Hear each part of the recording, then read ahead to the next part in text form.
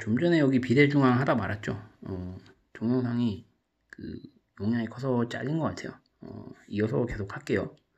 그러니까 이 식을 얘를 이렇게 변형을 해놓고 보니까 우리가 이제 비대중앙을 이용할 수 있게 딱 뭔가 보이잖아요. 그래서 여기서 적절한 어떤 보조선을 도입을 하게 되면 우리가 지금 하려고 하는 직사각형 1번과 정사각형 2번이 넓이가 같다는 걸 어떻게 확인을 할 수 있지 않을까 하는 생각에 이제 비례중앙의 개념을 도입을 하는 겁니다. 그러면 비례중앙을 잠깐 설명을 하면 제가 여기 이렇게 써놨죠. 비례식에서 그 내항의 곱과 외항의 곱은 같아요. 그죠? BC는 곱하면 AD잖아요. 그랬을 때 BC는 AD잖아요. 그런데 비례중앙은 뭐냐면 이 내항이 양이 같을 경우를 얘기해요. 뭐냐면 이렇게 되는 거죠. B 이 내항이 양이 같죠. 그랬을 때 외항의 곱과 내항의 곱은 여전히 같으니까 B제곱은 AC. 이럴 때 우리가 뭐라고 하냐면 B를 A와 C의 비례중앙이다 이렇게 얘기하죠. 그러면 여기가 보니까 이게 원이기도 하고 여기서 AD를 그으면 닮은 도형을 이제 찾을 수 있으니까 그래서 AD를 이제 그기로 합니다. 그러면 AD를 그으면 그 원에서 지름에 대한 원주각은 직각이죠.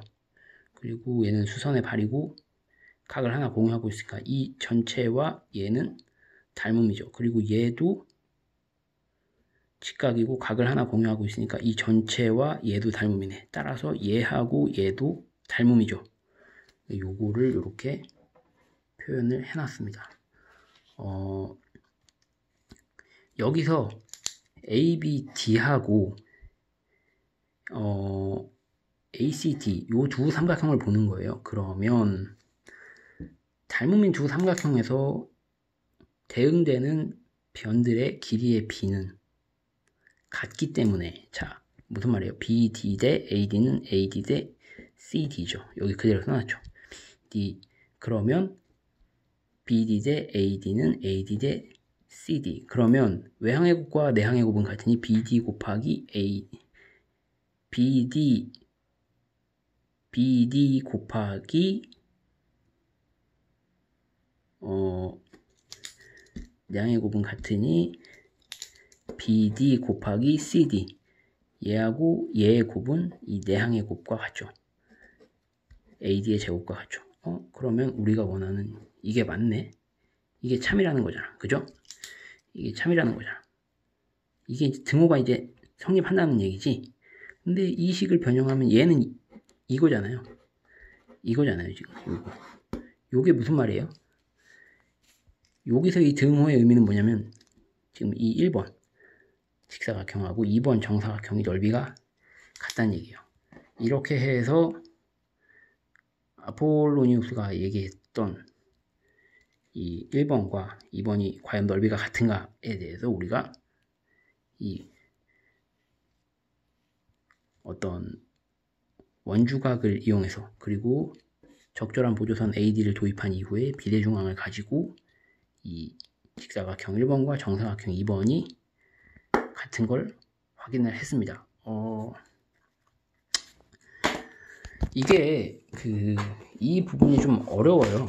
그게 이제 왜 어렵냐면 왜 이 부분이 어렵냐면 우선 첫 번째로 이 사람이 지금 이 책을 쓸 때 그 읽는 독자를 지금 2000년대 한국의 뭐 학생들이나 한국에서 이제 수학을 공부하는 사람들이 이 책을 읽을 거라고 전제를 깔고 쓴 게 아니죠. 이 사람이 200년 전 사람이에요. 그렇기 때문에 전혀 그 독자들의 상태를 고려하고 쓰지 않았기 때문에 그냥 막 써버려요. 어떻게 보면 이게 책이라는 게 여러 가지가 있잖아요. 그 여러 가지가 있다는 게 제가 얘기하는 게 뭐냐면 전문가가 전문가한테 쓰는 게 있고, 그러니까 전문가라는 건 이제 뭐 학위를 가진 사람이죠. 학위를 가진 사람이 뭐 학위를 가진 사람한테 쓰는 게 있고, 또 학위를 가진 사람이 뭐 학부 수준의 뭐 준 전문가한테 쓰는 게 있고, 학위를 가진 사람이 일반인들한테 쓰는 게 있고, 그럼 이게 지금 세 가지 경우인데, 그러면 이제 학위를 가진 사람이 이제 학위를 가진 사람한테 이렇게 쓴다는 거 뭐냐면 전문 용어를 그냥 해설도 안 해버리고 그냥 막 써버리는 거야. 그럼 이제 보통 이제 학회지에 나오는 이제 논문 같은 거잖아요. 그리고 이제 뭐 학부생을 위해서 썼어 뭐 이러면은 뭐 학교 교재가 되겠지. 뭐 대학교 뭐 학부 수준의 교재가 되겠고, 이제 일반인을 위해서 썼다. 좀 더 이제 쉽게 쓰겠죠. 그게 이제 보통은 이제 우리가 일반 서점에서 볼 수 있는 책이 이렇게 되겠는데, 제가 볼 적에는 이게 이제 전혀 이제 일반인들을 위해서 쓴 책은 아닌 것 같다. 최소한 학부 수준 이상의 어떤 그 영국 사람들한테 그냥 쓴 것 같다. 그렇기 때문에, 그리고 우리가 지금 한국 사람이라는 점, 그리고 이 사람이 200년 전 영국 사람이라는 점, 이런 여러 가지 차이로 인해서 우리가 이 책을 읽어 나가는데 이런 어려움들이 곳곳에 존재하지 않겠냐라는 생각이에요. 그렇고, 그리고 이 사람이 결정적으로 여기서 뭐냐면 이걸 좀 그림으로 좀 이렇게 예시를 이제 써가면서 이렇게 설명을 했으면은 좀 이해하기 수월했을 텐데, 지금 이런 것들 가령 여기서 보면 원뿔 곡선 지름 축으로 하고 뭐 이런 부분들이라든지, 아니면 여기서 이제 이 파라미터 P, 파라미터 이거 어려운 단어 아닙니다. 그냥 매개변수예요. 그냥 외국어니까 괜히 어려워 보이는데 별거 아니에요. 그 매개변수 P인데, 이 P를 이제 뭐 D분의 D'의 제곱 뭐 이렇게 표현을 한다 그러면 이게 지금 구체적으로 뭔지 모르잖아요. 그래서 이 다음을 읽을 때 이게 어려워지는 거거든요. 이게 가령 이게 이제 D, 이 주어진 지름이 포물선의 경우에는 뭘 의미하는지, 혹은 쌍곡선의 경우에는 이 D가 뭐가 되는지, 그리고 타원의 경우에는 뭐가 되는지, 이 각각의 경우에 D가 뭐가 되는지를 모른단 말이야.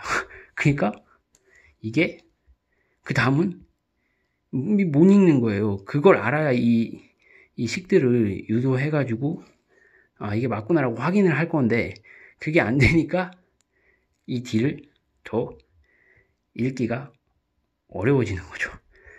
그래서 수학책을 볼 때는 이게 만약에 문학책이라고 한다 그러면 이 부분에 대해서 몰랐다고 하더라도 전체 그 문학 작품을 감상하는 데 있어서 전체적인 어떤 맥락이나 분위기를 이용을 했으면 모르는 단어 하나 두 개 정도는 그냥 넘어가도 그 문맥상 미루어 짐작할 수 있거나 뭐 이런 게 있는데, 수학책은 그렇게 읽으면 안 돼요. 수학책을 읽어 내려갈 때는 지금 이렇게 얘기할 때 이 나오는 미지수나 혹은 이런 기지수, 이렇게 상수 같은 것들이 과연 이 문자들이 뭘 지칭하는지 정확하게 알아야 되고, 지금 여기서 이제 얘기하는 이런 새로 도입한 이런 개념 같은 거, 지금 이 파라미터라는 개념은 이 300페이지 이전에는 아예 나오지 않던 개념인데 여기서 갑자기 등장했단 말이지. 이런 것들에 대해서 이게 뭘 말하는지를 모르면 전체 자체가 아예 이해가 다 안 돼 버려요. 그러니까 이게 이제 수학이나 과학책 혹은 그 문학 작품 같은 것들, 그런 분야별로 이렇게 책을 읽는 어떤 방법의 차이인 거예요. 이거는 뭐 제가 하는 말이 아니고, 제가 이제 과거에 이제 그 독서법에 대한 고전책 중에 되게 좋은 책이 있어요. 이거 되게 오랜 고전인데, 생각을 넓혀주는 독서법이라고, 그 미국의 그 철학자가 쓴 책인데 굉장히 그 좋은 책인데, 거기에서 이제 책을 이제 분야별로 읽는 방법을 이제 설명해 놓은 부분이 있어요. 그 부분에 지금 제가 한 얘기가 나옵니다. 아무튼 그래서 좀 이 부분이 어렵지 않느냐. 그리고 앞으로도 이런 부분은 곳곳에 있을 거다. 이 기하원론 이 해설을 읽어 나갈 때 있어서 그 점을 염두에 두시고, 지금 이제 오늘 제가 설명을 했던 것처럼 이런 식으로 모르는 부분이 나왔을 때는 내가 뭘 모르는지를 알아야 돼요. 내가 뭘 모르는지를 알고 그거를 알아야 이제 퍼즐 끼워 맞히는 식으로 해가지고 전체가 하나가 이렇게 딱 보이는, 수학은 그렇게 되는 거예요. 아무튼 여기까지 해서 이 부분에 대한 설명을 마치도록 하겠습니다.